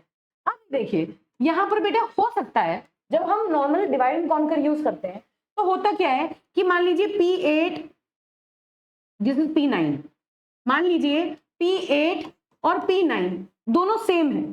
सेम मतलब जैसे अगर हम फैक्टोरियल की बात करें तो यहाँ भी फैक्टोरियल ऑफ 1 आ जाए और यहाँ भी फैक्टोरियल ऑफ 1 आ जाए, है ना। मल्टीपल प्रॉब्लम्स को जब हम सॉल्व कर रहे हैं तो जो सब प्रॉब्लम है कई बार वो सब प्रॉब्लम्स रिपीट हो जाती हैं। तो उस केस में डिवाइड एंड कॉन्कर क्या करता है? डिवाइड एंड कॉन्कर बिल्कुल दिमाग नहीं लगाता कि सेम सब प्रॉब्लम हम पहले भी सॉल्व कर चुके हैं। वो क्या करेगा कि भाई पहले सब प्रॉब्लम में डिवाइड कर दो जब तक बेस ना पहुंच जाए, और जैसे ही बेस पहुंच जाए वैसे ही एक एक सब प्रॉब्लम को सॉल्व करते रहो और फिर आपस में उनके सॉल्यूशंस को मर्ज करते रहो। तो कुल मिला के बात क्या हुई कि अगर एक ही सब प्रॉब्लम मल्टीपल टाइम रिपीट होती है तो डिवाइड एंड कॉन्कर अप्रोच उन्हें मल्टीपल टाइम ही कंप्यूट करेगी। अगर मुझे 1 का फैक्टोरियल पूरे ट्री में 4 बार कैलकुलेट करना पड़ रहा है तो वो पूरे ट्री में 1 का फैक्टोरियल 4 बार कैलकुलेट होगा और यूज किया जाएगा, है ना। जबकि बेटर आइडिया क्या है कि अगर एक ही सब प्रॉब्लम बार बार क्रिएट हो रही है तो आप एक बार उसे सॉल्व करें और फिर फर्दर अगर ऊपर की तरफ ट्री में आपको उसकी कई रिक्वायरमेंट है तो उस स्टोर्ड रिजल्ट से आप अपना काम चला लें। आपको कंप्यूटेशंस बचाने हैं, है ना। क्यों? क्योंकि अल्टीमेटली आपको टाइम कॉम्प्लेक्सिटी तो रिलीज करनी है, ठीक है। तो टाइम कॉम्प्लेक्सिटी को कम करने के लिए डिवाइड एंड कॉन्कर अप्रोच का कुछ बेनिफिशियल पार्ट है जो हमें डायनेमिक प्रोग्रामिंग की तरफ ले जाता है। क्या? अब देखिए, चलिए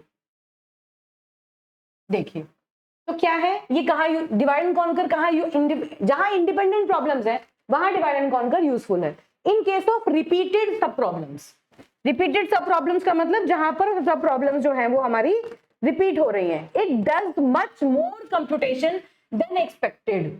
क्यों? क्योंकि अगर मान लीजिए एक ही सब प्रॉब्लम 4 बार रिपीट हो रही है तो ये मोर देन जितने कंप्यूटर, आपको एक बार कंप्यूट करने की जरूरत थी लेकिन आपने सेम प्रॉब्लम को 4 बार कंप्यूट किया तो आपने ज्यादा कंप्यूटेशन काम किए, है ना। It is leading to exponential time complexity. This is important, very important, कि जो डिवाइड एंड कॉन्कर है वो रिपीटेड प्रॉब्लम्स को भी बार बार सॉल्व करता है। अब इसके लिए अगर उन प्रॉब्लम को इफेक्टिवली सॉल्व करना है तो we lead to dynamic programming. कई बार इनमें डिफरेंस भी आता है, तो डिफरेंस में यहां से कहां से डायनामिक प्रोग्रामिंग आई, यहां से डायनामिक प्रोग्रामिंग के अप्रोच को हम कह सकते हैं कि वो शुरू हुई। क्या है?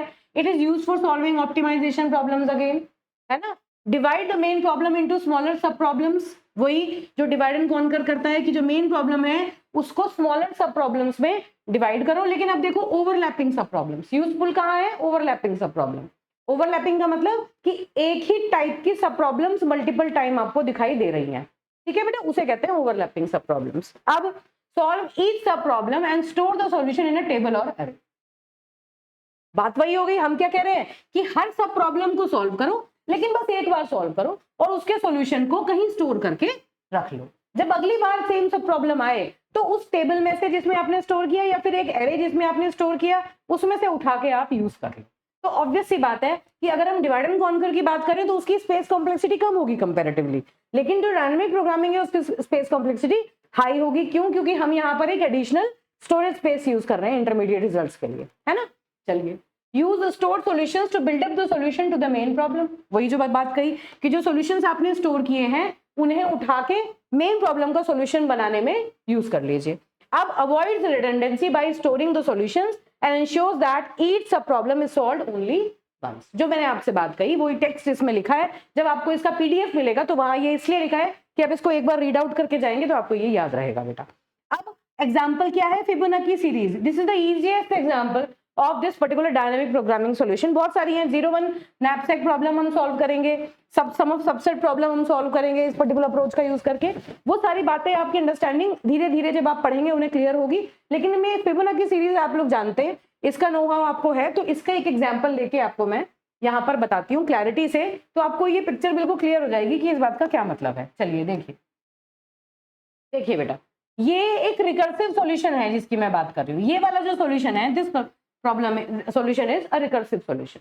क्या है रिकर्सिव सॉल्यूशन? क्या कहता है कि भाई आपको अगर फिबोनाची सीरीज 5 की कैलकुलेट करनी है, क्या वैल्यू होती है फिबोनाची सीरीज, किस तरह निकलती है, या यू कैन से fib of n is equal to fib of n minus 1 plus fib of n minus 2, यही होती है ना।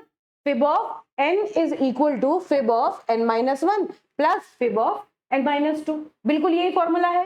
तो अब इसके हिसाब से देखिए, अगर हम 5 मैंने एज इनपुट n की वैल्यू दी, तो fib of 5 will be calculated as, ये हम divide and conquer approach use कर रहे हैं जिसमें हम रिकर्शन यूज कर रहे हैं। क्या करेंगे कि fib of 5 will be calculated using this fib of 4 and fib of 3।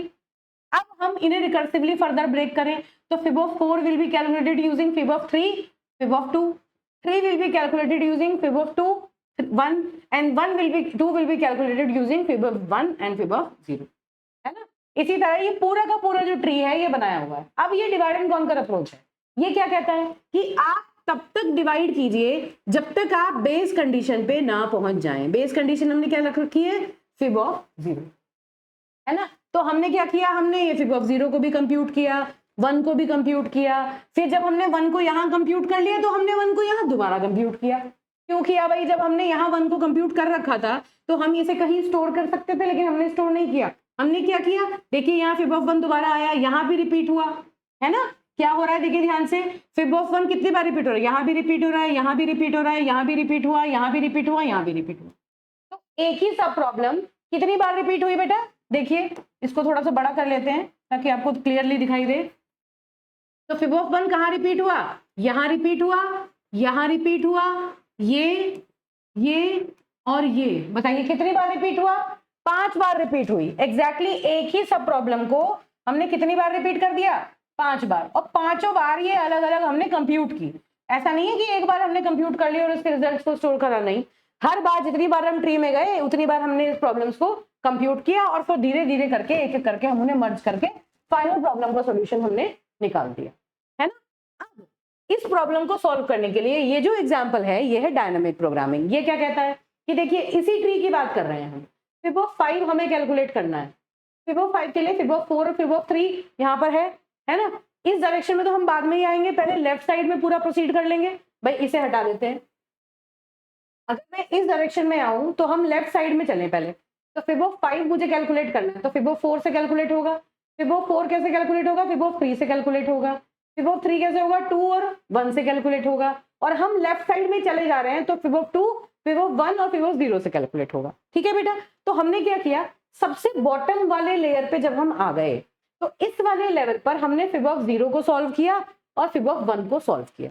fib of 0 को सॉल्व करके यहाँ पर आंसर लिख लिया और fib of 1 को सॉल्व करके यहाँ पर आंसर लिख लिया, है ना। ये क्या है, f of 0 and this is f of 1। दो आंसर हमने यहाँ सेव कर लिए।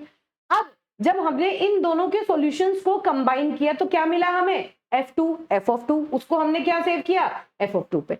तो हम क्या कर रहे हैं, हर लेवल पर जैसे जैसे हमें सॉल्यूशन मिलते जा रहे हैं उन सॉल्यूशंस को हम कंबाइन करना स्टार्ट कर देते हैं, हम कंबाइन करते जा रहे हैं। ठीक है, अब देखिए यहाँ हो गया।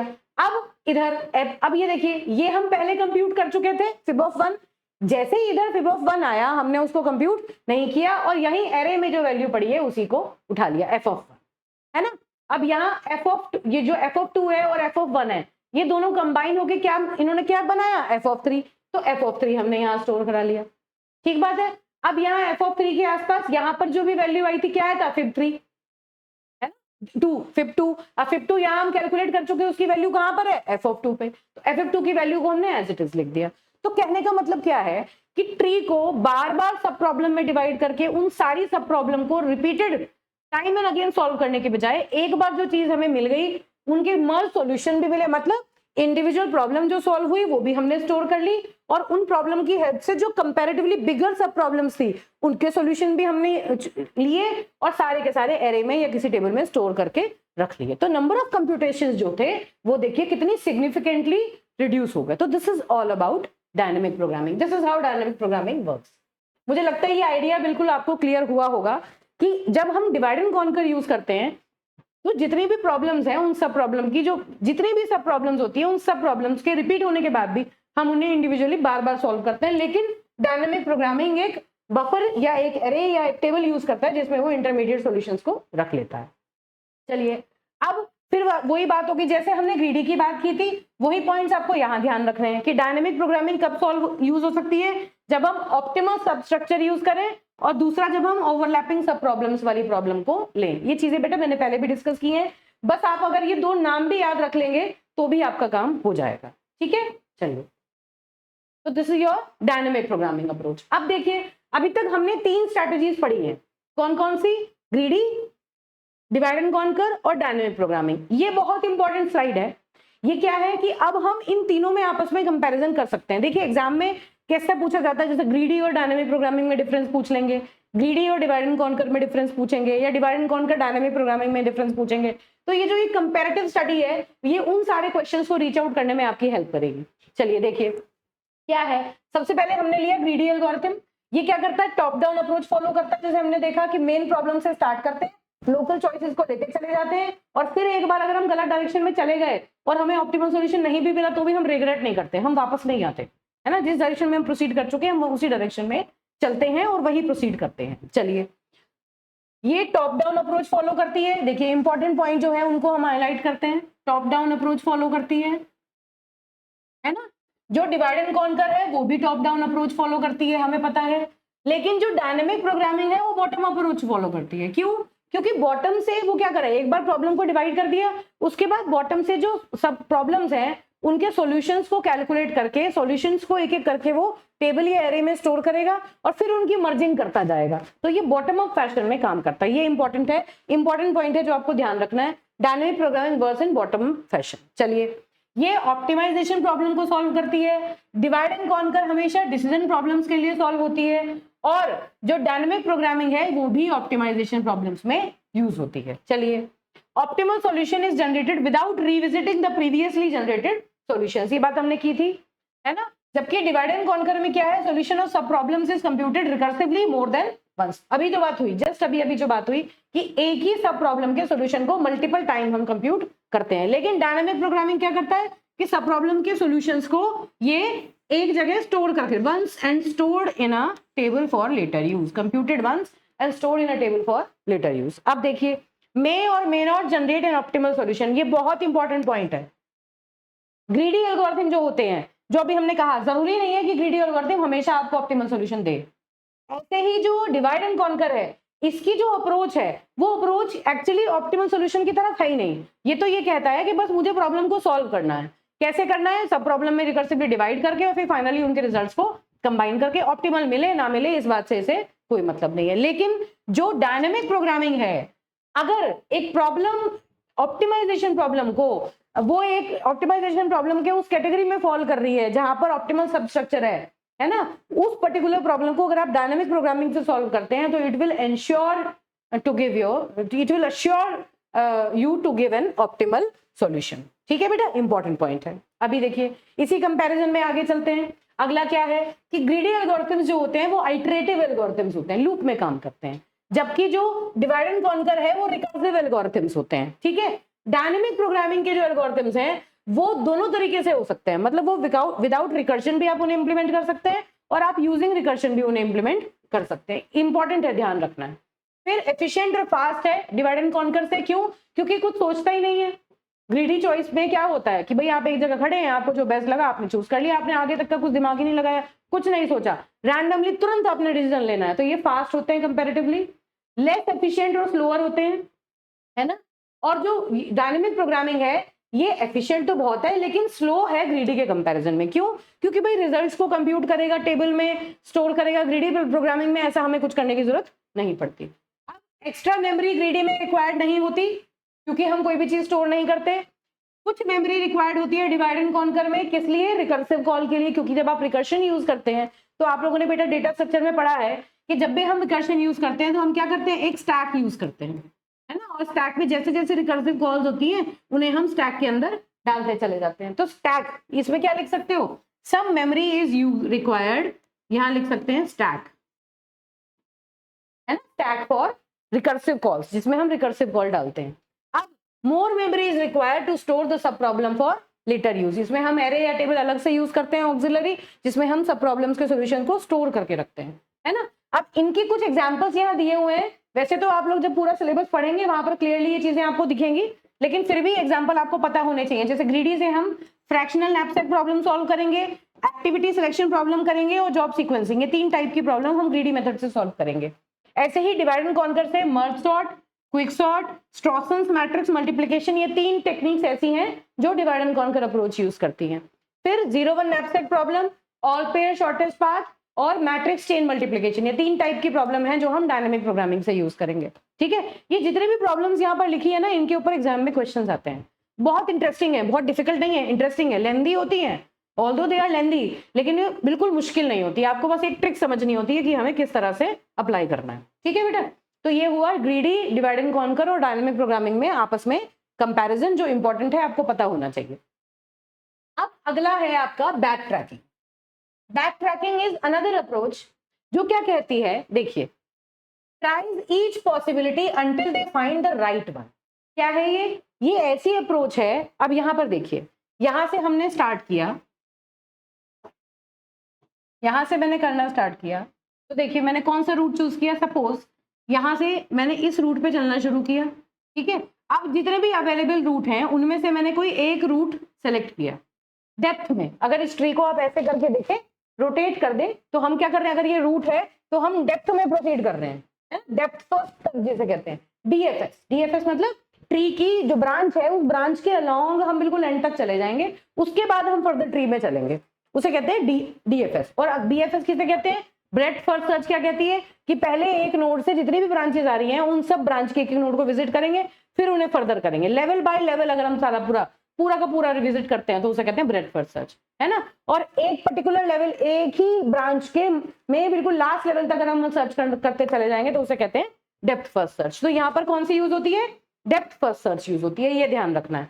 तो क्या किया हमने, स्टार्ट से शुरू किया, चलते गए, यहां पहुंचे, फिर अब अगर यहां पहुंचने के बाद हमें फर्दर कोई रास्ता नहीं मिल रहा और कोई फिजिबल सॉल्यूशन नहीं है, मतलब यहां पर डेड एंड आ गया। डेड एंड मतलब इसके आगे हम नहीं बढ़ सकते, तो हम क्या करेंगे, वी विल बैक ट्रैक, है ना। What will we do, we will backtrack, this is backtracking, we will backtrack. Backtrack मतलब वापस वहां पर आओ जहां से और मल्टीपल सॉल्यूशंस आपको मिल सकते हैं। अगर आप किसी ट्री में हैं, ट्री में आप प्रोसीड कर रहे हैं, तो आप बिल्कुल डेड एंड तक पहुंच गए जहां पर आगे कोई पॉसिबिलिटी नहीं है, तो आप क्या करेंगे, वापस चलेंगे, है ना। नॉर्मली जैसे मान लीजिए हम कहीं किसी प्लेस पे जाना चाहते हैं और हमें उसका एग्जैक्ट एड्रेस नहीं पता, तो हम चल रहे हैं रोड पे, चलते चलते अगर मान लीजिए डेड एंड आ जाए जहां पर कोई आगे रास्ता ना आ रहा हो, तो हम क्या करेंगे, हम वहां से वापस लौटेंगे, है ना। और कहां तक वापस आएंगे, जहां कोई दूसरी रोड या कोई दूसरा रास्ता जनरेट हो रहा हो, फिर वहां से अपना ऑप्शन हम सेलेक्ट करते हैं। तो एग्जैक्टली उसी मैनर में बैक ट्रैकिंग एल्गोरिथम्स काम करते हैं। क्या कि पहले ये एक ब्रांच को पकड़ के उसके बिल्कुल डेप्थ तक चले जाएंगे, अगर इनको डेड एंड आता है तो ये बैक ट्रैक कब तक करेंगे, जब तक उस पर्टिकुलर नोड पर या वहां ना आ जाए जहां पर और ऑप्शंस इनके पास हो आगे एक्सप्लोरेशन के लिए। ठीक है, तो क्या हुआ, ये यहां आया, अब इसके पास एक और ऑप्शन था, ये इस डायरेक्शन में गया, अब फिर इसको डेड एंड मिला, तो यहां से इसने क्या किया, फिर इसने बैक ट्रैक किया, again it will backtrack. तो these are some examples that you can give in your exam, है ना। यहां से फिर बैक ट्रैक किया, फिर वापस आ गया यहाँ पे, अब इसको कुछ नहीं मिला, तो अब इसने क्या किया, दूसरा रूट सेलेक्ट किया, यहां से इसको कोई सोल्यूशन नहीं मिला, है ना। अब यहां सेलेक्ट किया इसने, यहां सेलेक्ट करके ये मान लीजिए इस डायरेक्शन में गया, फिर यहाँ डेड एंड मिल गया, फिर ये वापस आया, फिर इसने एक्सप्लोर किया, फिर वापस आया, फिर इसने यहां से देखिए, यहां से इस पर्टिकुलर नोड से एक और इसे ऑप्शन मिला, ये उस ऑप्शन पे गया, इस ऑप्शन पे जाने के बाद इधर गया, फिर बैक ट्रैक किया और फिर अल्टीमेटली इसको सक्सेस मिली, मतलब जो चीज रिक्वायर्ड थी वो यहां थी। तो ये किस तरह की प्रॉब्लम को सॉल्व करने में काम आता है, जैसे सुडोकू आपने देखा होगा, पाथ फाइंडर्स, आप देखते हैं ना बहुत सारी पजल्स आती हैं जिसमें आपको पाथ ढूंढना होता है, तो क्या करते हैं, इस तरह से बना होता है ना?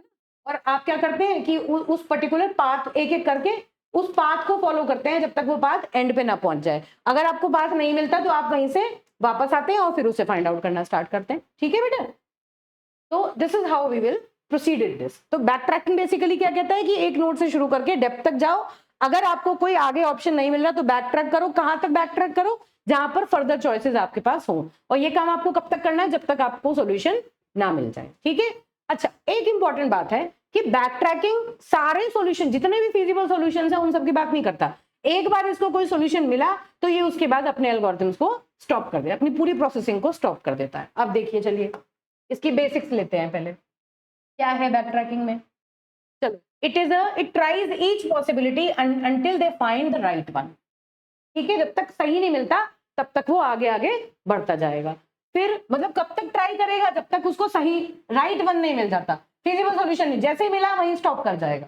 ऐसा नहीं है कि एक बार सॉल्यूशन मिलने के बाद वो बाकी बची हुई पॉसिबिलिटीज को भी फाइंड आउट करेगा, नहीं करेगा, है ना। जैसे मैंने आपको कहा पाथ फाइंडर, कि आपको पता है कि एक दिया होता है ना पजल में, एक छोटा सा बच्चा यहाँ बैठा है और ये इस बच्चे को इस पर्टिकुलर पॉइंट तक पहुंचाइए, बीच में बहुत सारी पजल्स बनी होती हैं। तो एक बार आपने पाथ फाइंड कर लिया, but that's it, you have found a particular path from one point to another point. You don't need to find another path to reach from this point to that point. Okay, so this is backtracking. You need to select one path only, and if you fail in that particular direction, then you will backtrack for the further options. Right? चलिए, अब क्या है, it is a depth first search, है ना, of the set of possible solution। जैसे अभी हमने कहा कि हम डेप्थ में जाएंगे और उसके हिसाब से पॉसिबल सॉल्यूशंस के साथ चलेंगे। During the search, if an alternative doesn't work, then backtrack. Alternative doesn't work, then backtrack to the choice point. Choice point मतलब वो जहां से आपको multiple choices मिल रही हो, है ना, and the place where presented different alternatives, जहां पर आपके पास और भी options हो, and tries the next alternative, और वो अगले alternative को try करता है। फिर चलिए, अब क्या है सूडो कोड, इसका सूडो कोड क्या है, देखिए, एक्सप्लोर चॉइसेस, एक एक करके चॉइसेस को एक्सप्लोर करो, सारी चॉइसेस को जितनी अवेलेबल है। If there are no more choices to make stop, एक एक करके चॉइसेस लो, है ना, बैक ट्रैक करते जाओ, लेकिन जैसे ही आपको कोई सारी चॉइसेस एग्जॉस्ट हो जाए वहां पर आपको रुक जाना। इसका मतलब ऑल पॉसिबल पाथ, जब तक आपको आपका सॉल्यूशन ना मिल जाए। चलिए लूप में हम चलेंगे, नहीं तो क्या करें, मेक अ सिंगल चॉइस, एक सिंगल चॉइस लीजिए from a set of choices. जैसे हमने यहाँ पर सेट ऑफ चॉइसेस थे, इधर जाते इधर जाते इधर जाते, हमने क्या किया, एक चॉइस ली, है ना। Remove C from the set of choices, जो चॉइस ली, रिमेनिंग चॉइसेस, टोटल चॉइस का सेट है सी, है ना। क्या, मान लीजिए सी मेरे पास एक सेट है, कहाँ लिखें, देखिए, सपोज सी एक सेट है जिसमें मैंने लिखा C1, C2, C3, मेरे पास ये तीन चॉइस है ना। अगर मैं रूट नोड पर हूं और मुझे जाना है किसी सॉल्यूशन की तरफ, तो मेरे पास ये तीन चॉइस है जिसमें से मैं चूज करूंगी। अब मान लो मैंने C1 को चूज किया, तो जो मेरा सेट होगा उसमें बस C2, C3 बचेंगे। C1 को क्योंकि मैंने एक बार चूज कर ही लिया, तो ये क्या कह रहा है कि अगर आपने C में से, मान लीजिए make a single choice, C1 को आपने चूज किया, तो उस केस में क्या हुआ, आपके पास क्या बचा, C2 और C3 जो थे वो चॉइस सेट में बचे, और remove choice from the set of choices, C1 को आपने उसमें से हटा दिया। एक्सप्लोर द रिमेनिंग चॉइसेस, बाकी की बची हुई आप चॉइसेस को एक्सप्लोर कीजिए, और अगर आपको लगे अनमेक द चॉइस सी, अगर आपको लगे कि वो ठीक नहीं है चॉइस या फर्दर किसी सॉल्यूशन तक नहीं ले जा रही, तो उस चॉइस को अनमेक कर दीजिए, मतलब उसको सॉल्यूशन सेट में मत डालिए और वहां से ही बैक ट्रैक कर जाइए। बैक ट्रैक करके कहाँ आएंगे, जहां से आपने ऐसी प्लेस पर आपको आना है जहां पर आपके पास ऑल्टरनेटिव्स हो, जहां आप डिफरेंट डायरेक्शन में फर्दर प्रोसीड कर सके। This is all about your back tracking algorithm. ठीक है बेटा, इसका एग्जांपल लेके आप इस चीज को क्लियरली समझा सकते हैं। चलिए अगला है बैक ट्रैकिंग की रिक्वायरमेंट क्या है। जैसे कोई आपसे कहे कि बैक ट्रैकिंग कब कब रिक्वायर्ड है, कब यूजफुल है, देखिए एक प्रॉब्लम एग्जांपल मैंने यहाँ लिया है कि सपोज आपके पास तीन क्लोज्ड बॉक्सेस हैं, है ना, जिनमें से दो जो है वो खाली हैं और एक बॉक्स के अंदर एक गोल्ड कॉइन है। मेरे पास तीन बॉक्सेस हैं जिनमें से दो बॉक्सेस खाली हैं और एक में एक गोल्ड कॉइन है। हमें क्या करना है, your task is to get the gold coin, gold coin को निकालना है। तीन बॉक्सेस हैं, तीन में से किसी एक में गोल्ड कॉइन है, दो खाली हैं, तो मुझे क्या करना है, गोल्ड कॉइन चाहिए, है ना। अब इस प्रॉब्लम को सॉल्व करने के लिए मुझे क्या करना है, मान लो मैंने डायनेमिक प्रोग्रामिंग लगाई, तो ये फेल क्यों होती है? देखो, each and every box is independent of each other.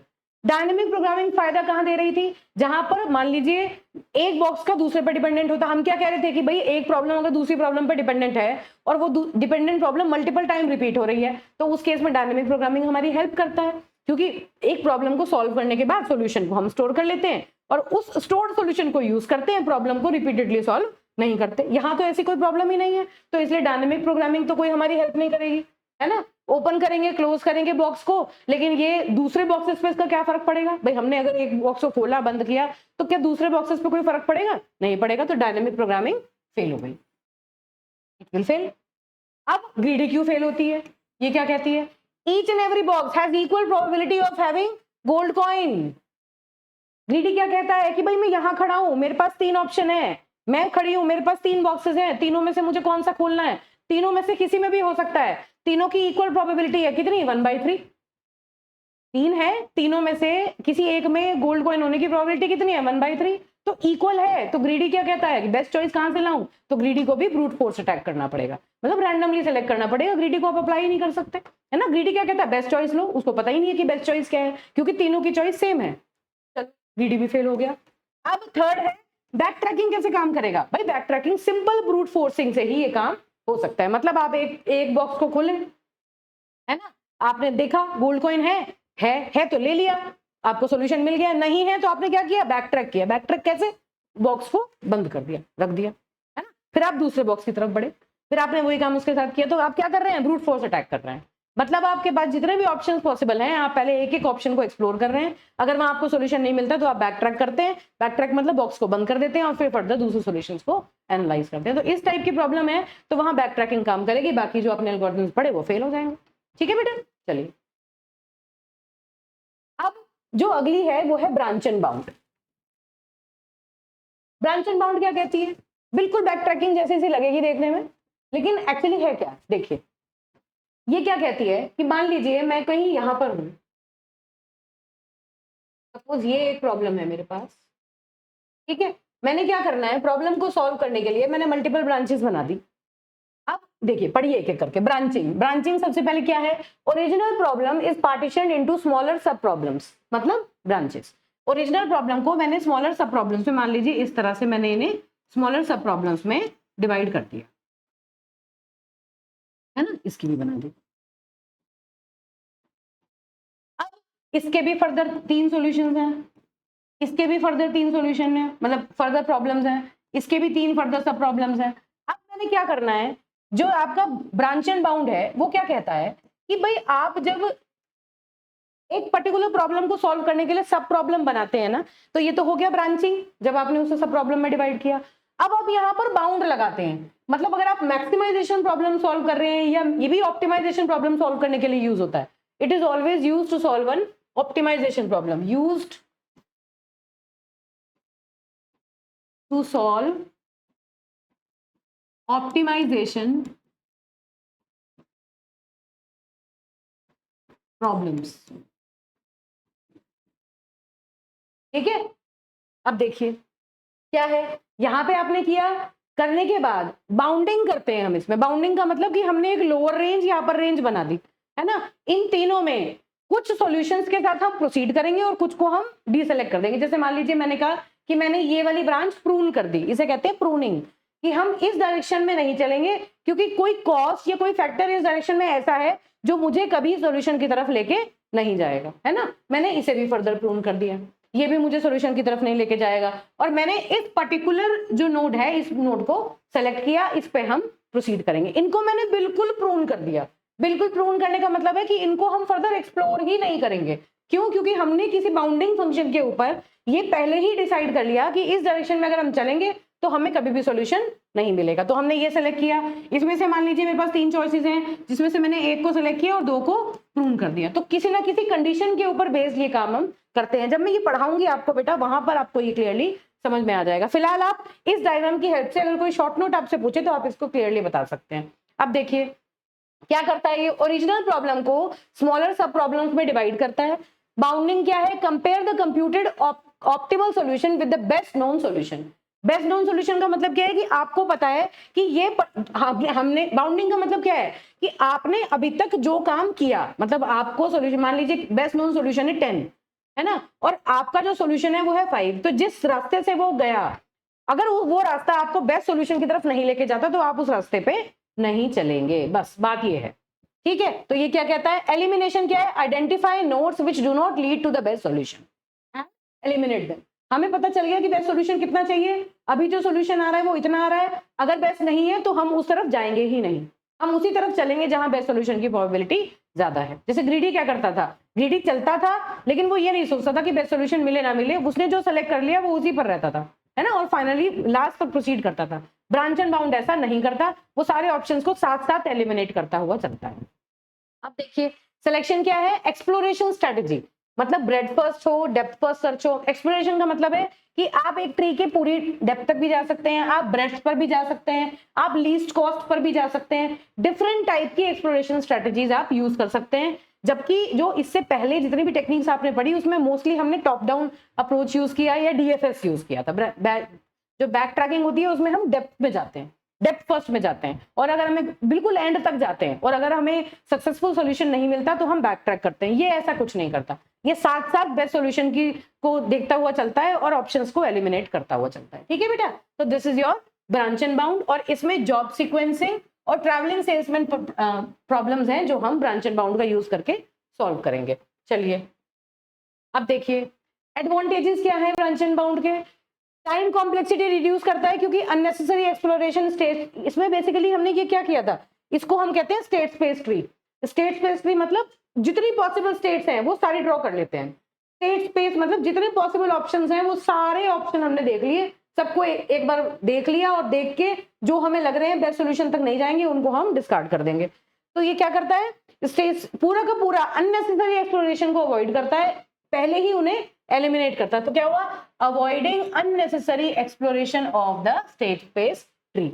It has different search techniques जैसे DFS, BFS, least cost search, जो कि अलग अलग सिनेरियो में अलग अलग टाइप की प्रॉब्लम्स के लिए यूज हो सकती है। जबकि बैक ट्रैकिंग में हमने क्या किया था कि हम सिर्फ डीएफएस ही यूज करते थे। ठीक है, अब डिसएडवांटेज क्या है ब्रांच एंड बाउंड का, कि वर्स्ट केस सिनेरियो में ऐसा भी हो सकता है कि ये जितने भी कॉम्बिनेशंस हैं उन सभी को यूज कर ले, क्योंकि भाई ऐसा हो सकता है कि एक टाइम पर बाउंडिंग आप ना कर पाए, टर्मिनेशन ना कर पाए, कोई प्रूनिंग नहीं हुई, तो जितने भी स्पेसेस हैं आपको एक एक करके ऑप्टिमल जितने एग्जिस्टिंग सॉल्यूशंस हैं उन सब सॉल्यूशंस को आप फाइंड आउट करने की कोशिश में लग जाते हैं। It can be time consuming if the space state tree is too large, क्योंकि आप सारी पॉसिबिलिटीज को कवर करने की कोशिश कर रहे हैं तो ये टाइम कंज्यूमिंग भी हो सकता है, कॉम्प्लेक्स भी हो जाता है कई बार। ठीक है, तो this is your idea of branch and bound algorithm. अब बेटा ये कुछ इंपॉर्टेंट पॉइंट्स हैं जो डिफरेंसेस एग्जाम में आए हैं। जैसे पहला है बैक ट्रैकिंग और ब्रांच एंड बाउंड में क्या डिफरेंस है, बहुत जल्दी जल्दी इनको लेंगे। अगर मान लीजिए पूछा गया तो सबसे पहले आप अप्रोच में डिफरेंस बता देंगे, दोनों की डेफिनेशंस बताएंगे, फिर उसके बाद ट्रेवर्सल बताएंगे कि जो बैक ट्रैकिंग है वो तो डेप्थ फर्स्ट सर्च करती है, जबकि जो ब्रांच एंड बाउंड है वो DFS, BFS, best first search, least cost search कुछ भी यूज कर सकती है। ठीक है, ये फिजिबिलिटी फंक्शन होता है, इसमें बाउंडिंग फंक्शन होता है, मतलब ये क्या कहता है कि फिजिबल है या नहीं उस फंक्शन को ध्यान में रख के फिर आगे चलता है। बाउंडिंग फंक्शन क्या कहता है कि क्या ये अपर बाउंड या लोअर बाउंड की रेंज जो भी आप कंसिडर कर रहे हैं उसकी रेंज में आ रहा है तो हम प्रोसीड करेंगे, नहीं आ रहा तो हम उसको टर्मिनेट वहीं कर देंगे। ठीक है, प्रॉब्लम क्या है, ये डिसीजन प्रॉब्लम सॉल्व करने के लिए यूज होता है बैक ट्रैकिंग, जबकि जो ब्रांच एंड बाउंड है वो ऑप्टिमाइजेशन प्रॉब्लम के लिए यूज होता है। ठीक है, फिर एप्लीकेशंस क्या है, ये मैंने कुछ प्रॉब्लम्स के नाम लिखे हैं जो आपको याद रखने हैं। वैसे तो जब आप पूरा सब्जेक्ट पढ़ चुके होंगे तब आपको ये अपने आप ही याद हो जाएंगे, क्योंकि डिफरेंट टाइप की प्रॉब्लम डिफरेंट टाइप के एल्गोरिथम से हम सॉल्व करेंगे। अब नेक्स्ट मूव जो है करंट स्टेट से वो बैड चॉइस की तरफ जा सकता है। मतलब अगर हम बैक ट्रैकिंग यूज कर रहे हैं, मान लीजिए मैंने कहा कि मैं यहाँ पर हूँ और ये मेरे पास ऑप्शंस हैं, यहाँ पर जाने के बाद फर्दर ऑप्शन है, यहाँ पर कोई ऑप्शन नहीं है, यहाँ मैंने बैक ट्रैक कर दिया, तो एक बार इस डायरेक्शन में गए, यहाँ गए, तो ये बैड मूव हो गया, तो हमें बैक ट्रैक फर्दर करना पड़ेगा किस पॉइंट पर, जहां पर हमें फर्दर ऑप्शंस मिले। तो बैक ट्रैकिंग ये कहता है कि एक जगह से अगर आप एक मूव ले लेते हैं तो वो जो मूव है वो बैड चॉइस की तरफ जा सकता है, जबकि जो आपका ब्रांच एंड बाउंड है वो हमेशा बेटर सॉल्यूशन की तरफ चलता है, क्योंकि जो गलत सॉल्यूशंस होते हैं या वो सॉल्यूशन जो बेस्ट सॉल्यूशन की तरफ नहीं लेके जाते उन्हें हम पहले ही प्रूव करके बाउंडिंग फंक्शन लगा देते हैं। ठीक है, अब सॉल्यूशन क्या है, on successful search of solution in state space tree, search जो होती है वो स्टॉप हो जाती है। मतलब एक बार आपको सॉल्यूशन मिल गया तो आप वहीं पर अपनी सर्च को बंद कर देंगे। जबकि ये जो है ब्रांच एंड बाउंड, ये जितने पॉसिबल स्पेस ट्री में जितनी ब्रांचेस भी होंगी जो बाउंडिंग फंक्शन में आ रही होंगी उन सबको सर्च करेगा। क्यों? क्योंकि ये हमेशा ऑप्टिमल सॉल्यूशन की सर्च में रहता है। जो बैक ट्रैकिंग है वो क्योंकि डिसीजन प्रॉब्लम है, उसका ऑप्टिमैलिटी से कोई मतलब नहीं है, वो सिर्फ ये फाइंड आउट करता है कि ऐसा है या ऐसा नहीं है। अगर है तो वो छोड़ देता है। ठीक है, जैसे मैंने पाथ फाइंडर पे बताया कि आपको रास्ता मिल गया तो बस काम खत्म हो गया। ठीक है, जबकि ये जो है branch and bound, it will always look forward to get an optimal solution. फिर अब ये बेटा कुछ एकेटीयू में जो क्वेश्चंस आए हैं वो क्वेश्चन यहाँ पर मैंने डाले हुए हैं, आप इनको इजीली रिलेट कर सकते हैं। देखिए पहला क्या है, basic steps in the complete development of algorithm, जो सबसे पहली स्लाइड थी। ठीक है, कई बार एक दो बार पूछा जा चुका है, इससे पहले भी आया है, इजी क्वेश्चन है, बस आपके नोहाउ के लिए मैंने इसकी स्लाइड यहाँ पर इंक्लूड कर दी है।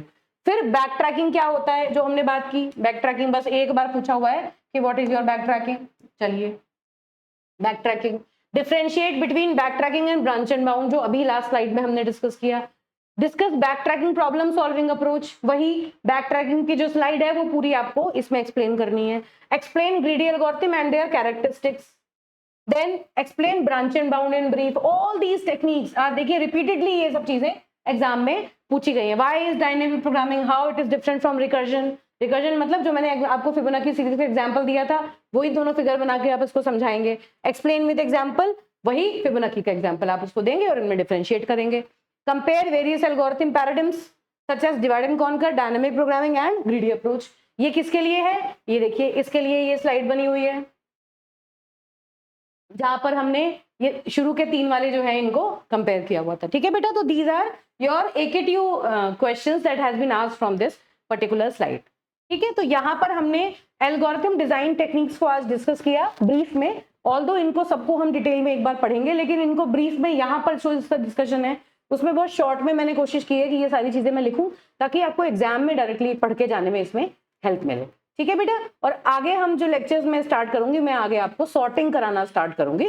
तो ऑल्दो आप लोग डेटा स्ट्रक्चर में थोड़ी थोड़ी पढ़ के आए हैं, लेकिन यहाँ पर हम उनको डिटेल में एनालाइज करेंगे। ठीक है, तो स्टे ट्यून्ड। ओके बेटा, थैंक यू।